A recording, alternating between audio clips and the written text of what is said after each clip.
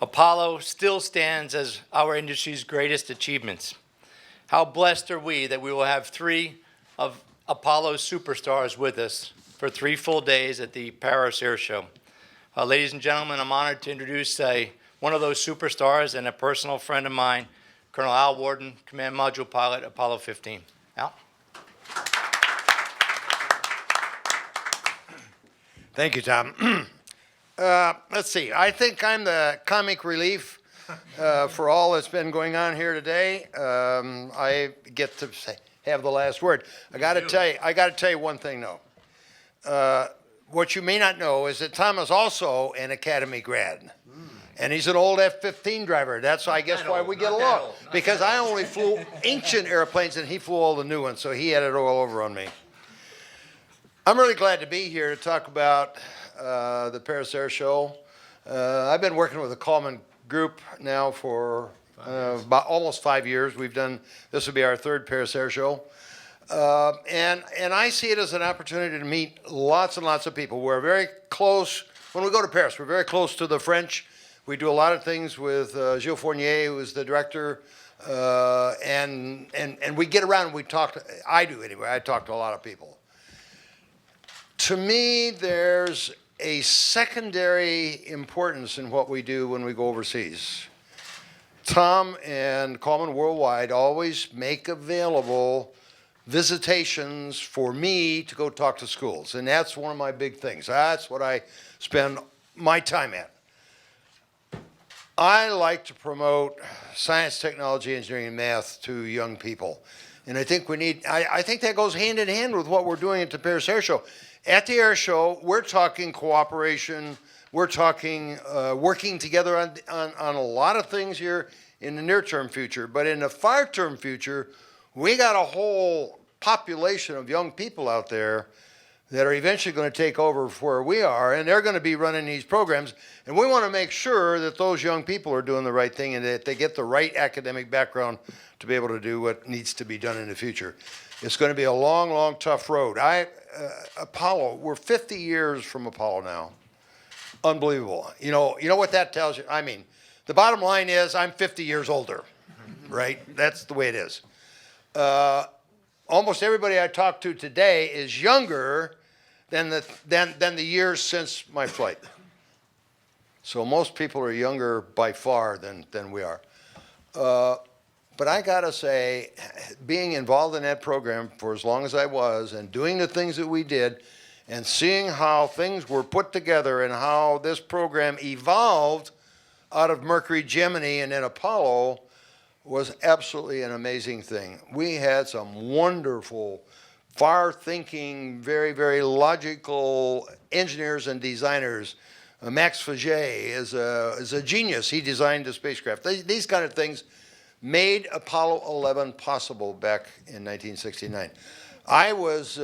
We had a fire at the Cape in '67, and everybody thought, oh man, that could be the end of it, right? We might not have the will to keep going.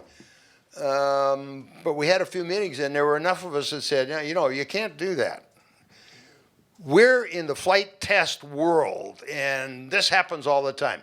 A guy takes up a brand new airplane, crashes it, and dies, right?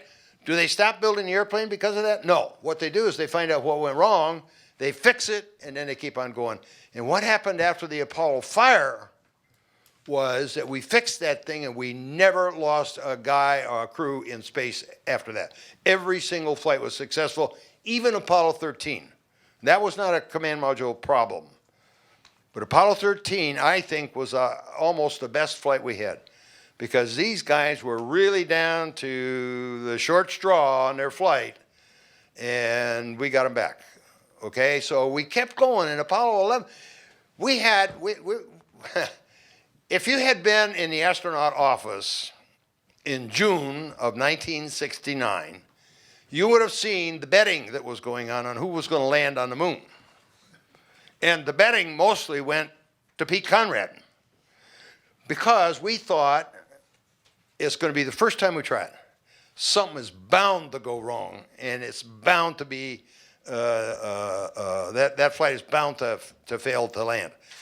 Well, they did have some problems. As you all remember, if you've seen the movie, you'll remember that there were some computer glitches on the way down, and the guy in mission control got a handle on it and said, okay, it's all right, it's just a little overload, just keep going. And so Neil took over at the last and landed that thing, and I think that was as much a surprise to us as to anybody.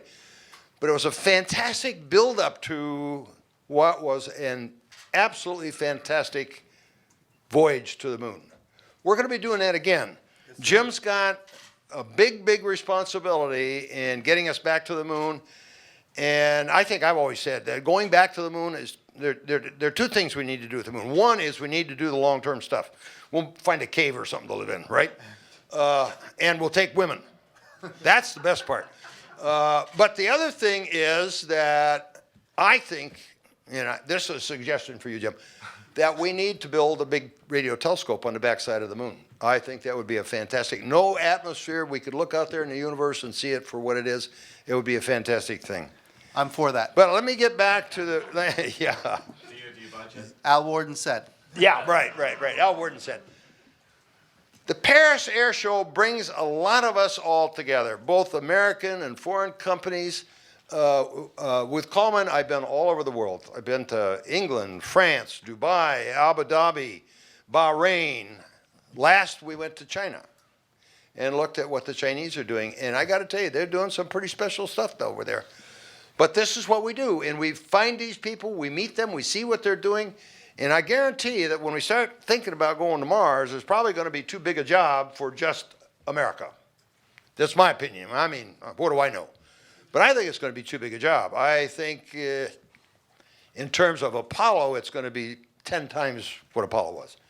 And I think that what we're laying the seeds now for the cooperation that I see coming along in the future with things like the Paris Air Show, where we all get together and mix it up and talk to each other and find out what's going on.